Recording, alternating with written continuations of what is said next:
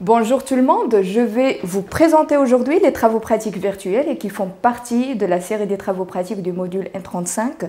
Et bien sûr, aujourd'hui, je vais commencer avec l'étude de l'ovogénèse et de l'appareil génital femelle. Donc déjà, je vais commencer avec un petit rappel sur la folliculogénèse. Et là, déjà, le mot folliculogénèse, qu'est-ce que ça veut dire? Elle est normalement répartie en deux mots, comme vous le voyez. Genèse, tout simplement, ça veut dire à chaque fois que c'est un développement. Mais de quoi? Là, c'est de follicules.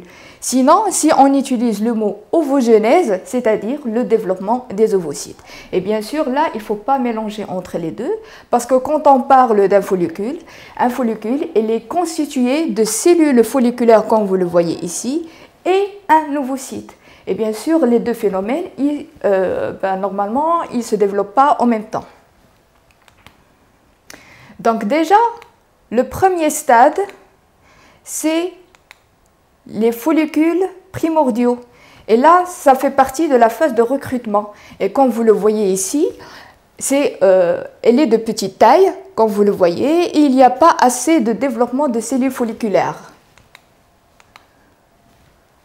Par la suite, on a une petite augmentation de taille, là où on passe au stade de follicule primaire. Et bien sûr, comme on le voit, les cellules folliculaires, ils deviennent de forme cubique. Au stade de follicule secondaire, il y a encore une petite augmentation de taille, mais ce qui est vraiment très intéressant à noter, c'est que normalement ici, on a une petite multiplication de cellules folliculaires. Au lieu d'avoir juste une seule couche, on a deux couches de cellules folliculaires qui entourent l'ovocyte. Et là, je précise que à ce niveau-là, l'ovocyte est bloqué en stade de prophase, donc il n'y a pas encore vraiment le développement de l'ovocyte. Au niveau de la phase de la sélection, à ce niveau-là, on a plus de multiplication de couches de cellules folliculaires, mais ce qui est vraiment très intéressant, c'est la formation de cette partie, c'est ce qu'on appelle l'antrome ou encore la cavité folliculaire. Et bien sûr, le but c'est quoi? C'est tout simplement faciliter la communication entre l'ovocyte et les cellules folliculaires en même temps. Et à la fin, on a de plus en plus une augmentation de taille. Donc, comme vous le voyez, on passe jusqu'à 10 mm. Et là, ça s'appelle le follicule de De Graaf, c'est-à-dire le follicule dominant ou encore le follicule préovulatoire, c'est-à-dire juste avant l'ovulation. Donc, comme vous le voyez, il y a une très grande augmentation de taille de l'antrome, c'est-à-dire la cavité folliculaire, et l'ovocyte n'est plus au centre comme avant. Donc, on a normalement cette poussée de l'ovocyte vers la périphérie pour le préparer à l'ovulation. Et là, normalement, je vous présente les phases de l'ovogénèse, et là, j'insiste, c'est tout simplement un rappel.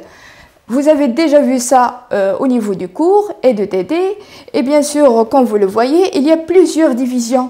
Et là, il ne faut pas mélanger entre les phases de l'ovogénèse avec les phases de la folliculogénèse.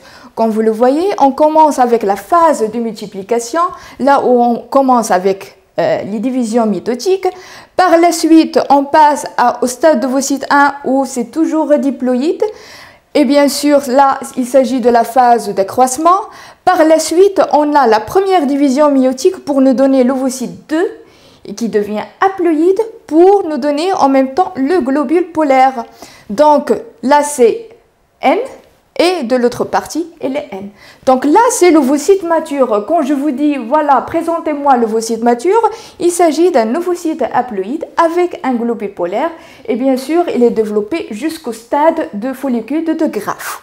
Et bien sûr, là, on passe à la deuxième division méiotique, là où on a l'expulsion du deuxième globule polaire juste après la fécondation. Donc, là, je vous présente ici, pour commencer, la coupe de l'ovaire. Et là, bien sûr, c'est en phase préovulatoire avec un grossissement de foie sang. Vous avez déjà vu ça en S1, si vous vous rappelez très bien. Donc, comme vous le voyez, on a déjà les formes des follicules qui sont au cours de maturation. On a une petite formation ici des cavités folliculaires. Donc, déjà, on sait qu'il s'agit ici d'un follicule tertiaire. Et là, si on veut voir un peu les follicules primordiaux, ils sont toujours situés au niveau du cortex ovarien. C'est comme si on a une petite ceinture des follicules primordiaux, il s'agit tout simplement de la réserve ovarienne. Et bien sûr, on a besoin de la vascularisation sanguine et c'est pour cette raison on a cette localisation des artères au niveau, au milieu de l'ovaire. Et bien sûr, comme vous le voyez ici, on a un corps jaune qui est dégénéré. Donc on commence petit à petit. On commence déjà avec les follicules qui sont primordiaux. Comme vous le voyez, ils sont de très petite taille. Et déjà ici, on a quelques follicules qui commencent à avoir une augmentation de taille et qui sont au stade d'évolution. Donc, si on fait un fort grossissement fois 1000, donc tout simplement, si c'est quel stade à votre avis? Comme vous le voyez, on a une couche de cellules folliculaires qui sont de forme cubique. Donc, il s'agit tout simplement du follicule primaire. À ce niveau-là, on voit très bien que l'ovocyte, elle est toujours en stade 1 de prophase. Et ici, ce sont les noyaux des cellules folliculaires. Passons aux autres stades. Comme vous le voyez à ce niveau-là, donc là, à fort regrossissement, on a normalement les cellules folliculaires là. Ça se voit très bien qu'il s'agit d'une forme cubique. Alors là, j'essaie de trouver les autres stades. Comme vous le voyez ici, les follicules primordiaux, en les comparant avec les follicules primaires, il y a normalement une très grande différence. Donc, on commence avec ce stade. À votre avis, il s'agit de quel stade à ce niveau-là? Puisqu'il y a une petite formation de cavité folliculaire, même s'il s'agit de couches ou même un peu plus, tout simplement, sur place, il faut savoir qu'il s'agit à ce niveau-là de follicules tertiaires. Donc déjà, comme vous le voyez, les cellules folliculaires ils sont un peu granuleuses et c'est pour cette raison qu'on les appelle à ce stade granulosa. Et là, on a une petite différenciation des cellules folliculaires qui sont vers l'extérieur et ça commence à s'appeler les cellules de Tech, tout simplement. Là, au niveau des cellules de granulosa, on a des récepteurs qui sont spécifiques à la FSH, alors qu'au niveau des cellules de Tech, on a des récepteurs qui sont spécifiques à la LH. Et comme vous le voyez, l'emplacement de l'ovocyte, elle est toujours au centre. Et par la suite, plus la cavité folliculaire elle devient plus grande, l'ovocyte il commence à aller vers la périphérie. Et bien sûr, l'ovocyte là, on passe à la première division méiotique pour avoir l'expulsion du globule polaire. Et c'est là le stade d'ovocyte 2. Donc déjà, comme vous le voyez, il y a plusieurs couches de cellules folliculaires qui entourent exactement l'ovocyte. C'est comme une sorte de couronne radieuse et c'est pour cette raison qu'on l'appelle corona radiata.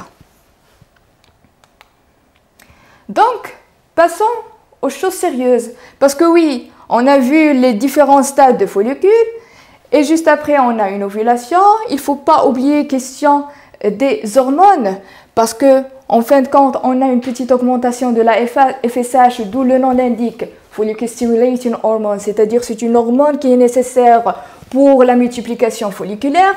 Juste après, on a un pic de LH qui est pour l'ovulation. Mais juste après, ces cellules folliculaires, qu'est-ce qu'ils vont devenir? Tout simplement, ça va se transformer en corps jaune. Pourquoi? Pour ne produire de la progestérone au lieu de l'ostradiol qu'avant. Donc, à ce niveau-là, on a cette progestérone qui sera nécessaire pour la multiplication des cellules endométriales. Pourquoi? Parce que tout simplement, si on aura une fécondation et on aura un développement embryonnaire, cet embryon il aura besoin d'un endomètre assez développé pour le recevoir.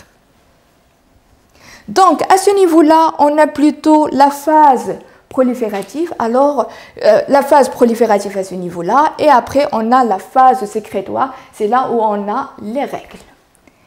Donc, quand on parle un peu de l'appareil reproducteur femelle, c'est-à-dire là, oui, on a vu les ovaires, c'est-à-dire qu'ils sont deux glandes génitales ou gonades, mais encore on a besoin des voies génitales. Et bien sûr, quand on parle des voies génitales, qu'est-ce qu'on a? En premier temps, on a la trempe du fallope ou encore normalement l'oviducte. Pourquoi on a besoin de cette trempe? Tout simplement, c'est pour le transport de l'ovocyte et en même temps, c'est ce qui donne normalement toutes les nutritions qui sont nécessaires pour la survie de l'ovocyte, là où on aura bien sûr la fécondation à ce niveau-là. Et bien sûr, une fois on aura la fécondation pour que ça se développe en embryon, par la suite, normalement, ça va être transporté grâce à des cils à ce niveau pour que ça s'implante au niveau de l'endomètre. Donc, quand je parle de l'utérus, c'est réparti en plusieurs couches. On a déjà l'endomètre, c'est-à-dire qui sont des cellules épithéliales, pour avoir déjà les sites d'implantation de l'embryon, et d'autre part on a le myomètre, et puisqu'il y a le mot myo, tout simplement il s'agit de muscles. Donc c'est ça ce qui nous donne vraiment les contractions musculaires au niveau de l'endomètre. Et bien sûr par la suite on a le canal endocervical, et bien sûr on a besoin aussi du vagin. Donc commençons avec la trempe. Déjà la trempe elle est constituée de plusieurs couches. La première, on a la muqueuse, après c'est la musculeuse, après c'est la séreuse. Hein? C'est assez clair. Quand vous le voyez, c'est comme un petit canal, mais là, quand vous essayez d'observer un peu, il y a des petits replis. Donc, pour la couche muqueuse, c'est un épithélium qui est cylindrique simple, composé de deux types cellulaires. Et bien sûr, ce sont des cellules ciliées et cellules sécrétrices. Pourquoi cellules ciliées? C'est tout simplement pour avoir le transport de l'ovocyte. Et pourquoi cellules sécrétrices? C'est à ce niveau-là où on aura toutes les nutritions, tous les facteurs de croissance, les protéines, etc. qui seront nécessaires pour la survie de l'ovocyte et même pour la fécondation et même par la suite, on en aura besoin pour le développement embryonnaire. Au niveau de la musculeuse, déjà il y a le mot muscle, donc il s'agit tout simplement de deux couches de cellules musculaires mais lisses et non pas striées. Il faut faire la différence. À ce niveau-là, c'est une couche interne circulaire et couche externe longitudinale pour avoir des petites contractions qui seront nécessaires pour le transport. Au niveau de la séreuse, c'est-à-dire c'est au niveau externe, c'est-à-dire à ce niveau-là, c'est un tissu conjonctif revêtu par la séreuse péritonéale. Donc, là, c'est juste pour faire un peu la différence entre les différents segments au niveau de la trempe.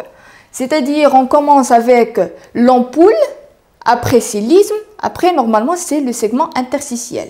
D'accord? Donc, à ce niveau-là, quand vous le voyez, on a la séreuse et sous-séreuse, et bien sûr, la musculeuse interne circulaire, elle est plus ou moins développée. Mais ce qui est vraiment très important à voir, c'est qu'à ce niveau-là, la muqueuse elle est très développée par rapport au niveau de l'isthme. L'isthme, normalement, comme on le voit, la musculeuse interne circulaire, elle est très développée. Normalement, ici, on avait juste une seule couche, alors qu'à ce niveau-là, on a un développement de cette couche. Et bien sûr, quand on essaie de comparer avec ça, on a plus un développement de la musculeuse externe qui est plexiforme et on ne voit plus la séreuse, bien sûr, parce qu'on n'en a plus besoin. Donc, voyons ça en coupe histologique. Comme vous le voyez, là, c'est la coupe au niveau de l'ampoule. Et là, c'est bien sûr avec un grossissement de séquente. Là, c'est une coupe transversale au niveau de l'isthme. Comme vous le voyez, les couches, comment elles sont. D'accord? Et après, on a la portion interstitielle de la trempe. Si on essaie de faire un fort grossissement qui est fois 500, donc ici, vous voyez, il s'agit d'un épithélium mais cylindrique. Et à votre avis, pourquoi? C'est pour avoir les mouvements des cellules et en même temps pour avoir assez d'espace pour développer les cellules glandulaires. Donc, bien sûr, ils sont des cellules ciliées. Tout simplement, c'est grâce à ça qu'on aura le transport de l'ovocyte. Bien sûr, ils sont vibratiles. Et bien sûr, à l'intérieur, on a l'amina propria qui correspond au tissu conjonctif. Passons à l'endomètre, à l'utérus plutôt. Et comme vous le voyez, il y a différentes parties. La séreuse, l'endomètre proprement dit, et la mucineuse, ou encore c'est la partie de muscle. Donc, À ce niveau-là, on a déjà le myomètre. Vers, bien sûr, l'extérieur, on a le périmètre. Et tout ce qui est ici, c'est-à-dire avec un tissu plus ou moins invaginé, glandulaire, donc là où vous voyez des glandes, vous savez directement qu'il s'agit à ce niveau-là de l'endomètre. Pourquoi? Parce que tout simplement, on a besoin de plus de vascularisation et des glandes pour avoir des sécrétions, des facteurs de croissance et des cytokines qui seront nécessaires pour l'implantation embryonnaire une fois il est implanté. Et bien sûr, il faut faire la différence entre l'endomètre au niveau de la phase proliférative par rapport à la phase qui est sécrétoire. Donc là, il faut faire la différence au niveau des glandes. Vous voyez, il y a normalement un développement qui est très développé des glandes au niveau de l'endomètre. Donc voyons ça en détail. Donc, vers l'extérieur, on a besoin de l'épithélium. C'est à ce niveau-là où on aura, au vrai sens du terme, l'implantation de l'embryon. Par la suite, on a le stroma. Et là, normalement, ces petites cavités, c'est quoi? C'est plutôt des glandes. Donc, là, c'est la partie myométria, c'est-à-dire la partie du muscle, et c'est grâce à ça qu'on aura les contractions. On a besoin bien sûr d'une vascularisation qui sera très importante au niveau de l'endomètre, surtout pour se préparer à la phase sécrétoire. Et c'est un stroma ici compact. Par la suite, on a ici, à ce niveau-là, l'épithélium au vrai sens du terme, et avec le développement des glandes. Donc, voyons ça de plus en plus en détail. Comme vous le voyez, ici, ce sont des glandes qui sont très développées, et bien sûr, ce sont des glandes utérines. On a aussi un épithélium toujours qui est de forme cylindrique. Pourquoi? Pour avoir la place normalement pour la sécrétion des cytokines et des facteurs de croissance. Et en même temps, c'est des cellules ciliées pour avoir normalement à ce niveau-là l'implantation de l'embryon. Et ici, comme vous le voyez, c'est le tissu conjonctif qui est composé de fibrocytes. Au niveau du vagin, c'est un peu différent. Donc, je ne vais pas trop le détailler. Tout simplement, c'est composé de deux tissus. À ce niveau-là, c'est l'épithélium qui est stratifié et pavimenteux et non kératinisé. C'est très important de le mentionner parce que c'est une particularité au niveau du vagin. Et en même temps, vers l'intérieur, on a toujours besoin d'un tissu conjonctif, mais à ce niveau-là, c'est très dense. Et tout ce qui est coloré en vert à ce niveau-là, c'est le tissu conjonctif proprement dit. Merci pour votre attention et n'hésitez pas à me poser des questions au niveau de mon mail. Je réponds toujours aux emails. Merci.